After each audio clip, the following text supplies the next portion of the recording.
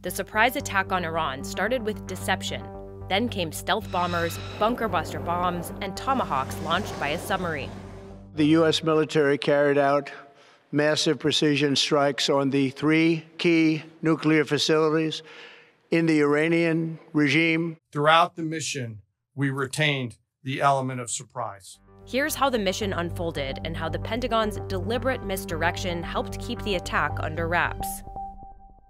Early Saturday morning, 2 B-2 bombers left their base in Missouri and began heading west toward the Pacific. Flight trackers quickly picked up clues about the trip, Mighty 2-1, contact Mighty 1-1, Salt Lake Center. including refueling operations out of Oklahoma, then California, then Hawaii. A defense official confirmed the movement to the Journal, and news outlets quickly began reporting on the B-2's moves west. B-2 stealth bombers have been moved to the Pacific. Those multiple B-2 stealth bombers are in fact headed towards Guam. There were indications that the bombers could be heading to a staging base at Diego Garcia or Guam, giving Iran the impression that a potential strike could be days away. As that was happening, another group of B-2s left Whiteman and headed east. The main strike package, comprised of 7 B-2 Spirit bombers, each with 2 crew members, proceeded quietly to the east with minimal communications. According to the Pentagon, around 5 p.m. Eastern Saturday, which is 12:30 a.m. Sunday in Iran, a submarine in the Middle East fired the first shots, launching more than 24 Tomahawk missiles.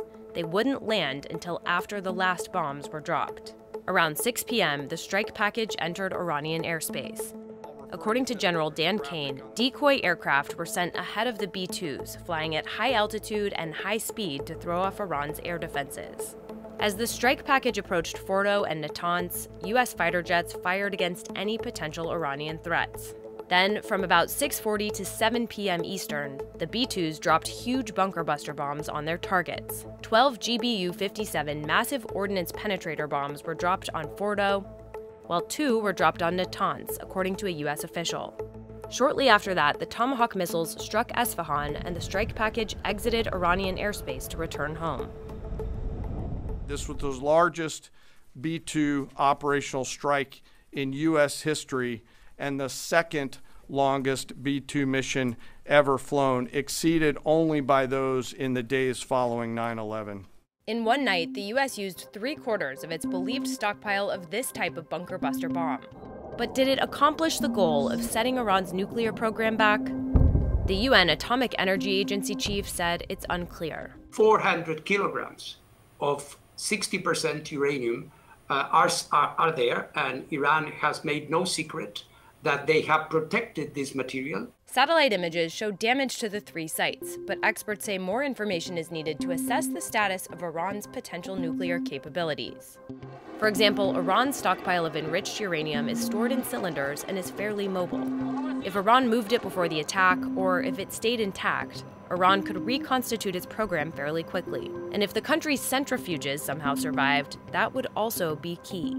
Vice President Vance signaled on television that Iran's stockpile of enriched uranium is still intact. We're going to work in the coming weeks to ensure that we do something with that fuel, and that's one of the things that we're going to have conversations with the Iranians about. But enriching uranium up to the point of a nuclear weapon, that is what the president put a stop to last night. Knowing the extent of the damage may only be possible if international inspectors can access the sites, but it could be weeks before they are able to or even allowed to.